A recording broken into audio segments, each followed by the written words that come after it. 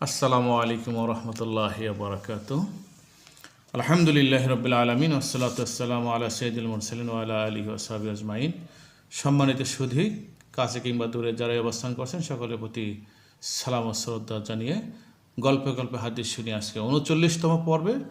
আজকে শুরু করছি ৩৯তম পর্বের আজকের গল্পের নাম বেল্ট বা কটিবদ্ধ। নিহাত ছিল খুবই দুষ্ট। সে শুধুই তার ভাইদের অনিষ্ট ক্ষতি করত, সর্বদা তাদের সাথে সে ঝগড়া করত। সে ছিল খুবই কর্কশ ও অসভ্য।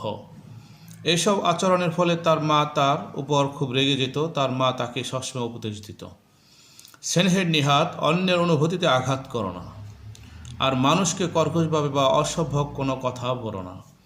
কিন্তু নিহাত কখনো ভাবত না যে এগুলো খারাপ কাজ এবং এগুলো তার করা উচিত নয়।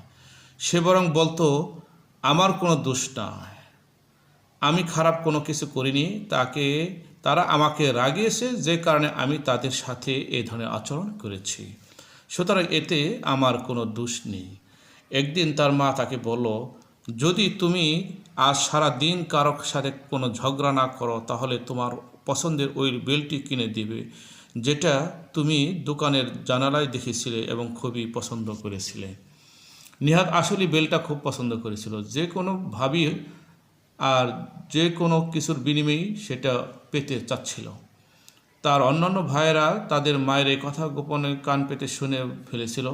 তারা চাচ্ছিল নিহাতের প্রতিজ্ঞা ভঙ্গ করাতে, যাতে সে বেলটা না পায়। কিন্তু কোনো কিছুতে আর তাকে রাগানো গেল না। নিহাত সিদ্ধান্ত দিয়েছিল যে অন্তত আজকের দিনটার জন্যে সে রাখবে না, শুধু আজকের দিনটার জন্যে।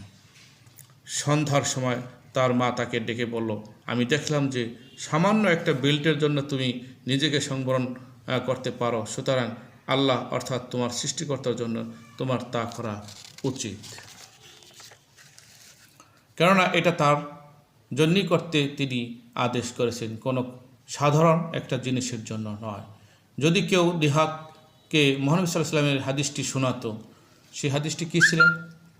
মান তারাকাল মেরা অহুয়া মুহিক্কি বুনাইয়া লাহাউ ফি ওয়াসাতিল জান্নাহ, রাওয়াহু তিরমিজি। অর্থাৎ যে ঝগড়া বিবাদ পরিত্যাগ করে, এমনকি রাগান্বিত অবস্থায়ও তার জন্য জান্নাতের মধ্যে বিশাল অট্টালিকা তৈরি করা হবে।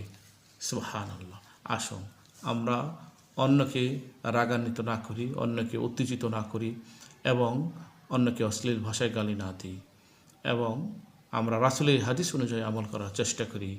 সকলকে ধন্যবাদ জানিয়ে শেষ করছি। আসসালামু আলাইকুম ওয়া রাহমাতুল্লাহি ওয়া বারাকাতুহু।